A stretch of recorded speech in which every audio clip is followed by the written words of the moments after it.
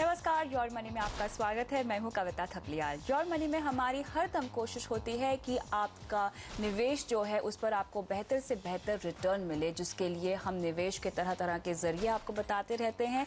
तो आज शो पर करेंगे कुछ और इन्वेस्टिंग ऑप्शंस की बात और साथ ही देंगे आपके सवालों के जवाब। आज हमारे मेहमान हैं AUM फाइनेंशियल एडवाइजर्स के फाउंडर, CEO और चीफ स्ट्रैटेजिस्ट नीरव पंचमटिया। आपका स्वागत है नीरव। सबसे पहले देख लेते हैं योर मनी में आज क्या है खास। छोटी अवधि में अच्छा रिटर्न कमाना चाहते हैं तो क्या आपको करना चाहिए IIHFL की NCD में निवेश। महंगाई को मात देने के लिए जल्द लॉन्च होंगे इन्फ्लेशन इंडेक्स बॉन्ड। इन बॉन्ड्स में निवेश से क्या आपको होगा फायदा, जानेंगे अपने एक्सपर्ट से।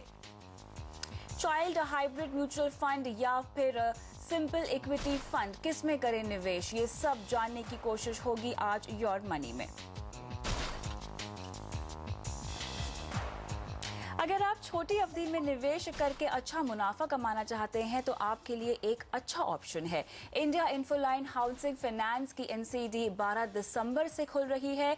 डेट में निवेश करने के लिए कैसा रहेगा इसमें निवेश, इस पर करते हैं बात हमारे एक्सपर्ट से। तो नीरव, सबसे पहले जानना चाहेंगे 12 तारीख से ये खुल रहा है, 10,000 तक आप निवेश कर सकते हैं। किस तरह के निवेशक इस NCD में निवेश कर सकते हैं, इसे खरीद सकते हैं? ये रिटेल इन्वेस्टर और HNI इन्वेस्टर दोनों के लिए ऑप्शन ओपन है। मिनिमम इन्वेस्टमेंट 10,000 है and you can invest as high as 5 lakh rupees. ये एक नॉन कन्वर्टेबल डिबेंचर है। तो नॉन कन्वर्टेबल डिबेंचर FD का कॉर्पोरेट अवतार होता है। FD जनरली बैंक्स आपको देती है और जो अच्छी AAA रेटेड, AA रेटेड जो कंपनीज होती है, जब वो मार्केट से पैसा उठाती है तो दे इशू बॉन्ड्स, जिसे कहते हैं नॉन कन्वर्टेबल डिबेंचर्स, NCDs।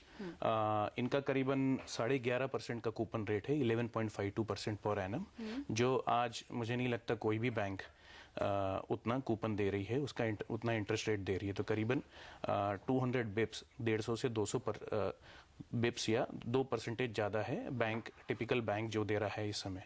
तो जो इन्वेस्टर 5 साल के लिए पैसा रोकने को रेडी है और जो ये रेट बाहर रहा है, तो उसके लिए ये एक अच्छा निवेश का ऑप्शन है। इनकी रेटिंग क्रिसिल और केयर ने AA दी हुई है, AA-।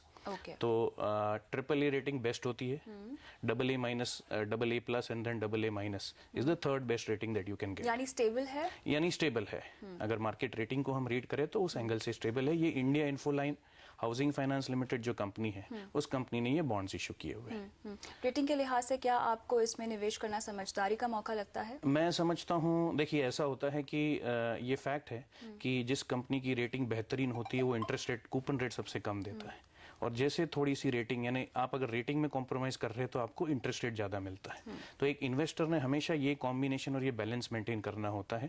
क्या मैं बहुत ज़्यादा इंटरेस्ट या कूपन रेट अर्न करने के लिए बहुत ज़्यादा रेटिंग को कॉम्प्रोमाइज़ नहीं कर रहा हूँ। तो मैं समझता हूँ 10% या 15% आपका वो पोर्शन जो आप 4-5 साल के लिए निवेश कर सकते हैं, उसके लिए ये रिस्क ले सकते हैं, not more than 15% of your portfolio. बाकी के डेट इंस्ट्रूमेंट से अगर हम इसे कंपेयर करें तो NCD आपको कैसे लगता है, खास तौर से अगर हम FD से इसकी तुलना करने की कोशिश करें? FD से सीधा इंटरेस्ट रेट काफ़ी प्रीमियम पे है।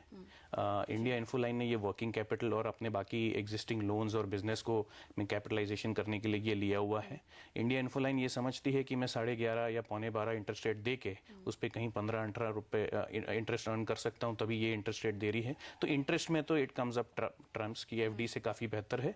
रिस्क की जहां बात होती है, मैं समझता हूं थोड़ा सा नॉमिनल रिस्क एक इन्वेस्टर ले रहा है कि सबसे ज्यादा risk free instrument government securities के बाद है बैंक की FD।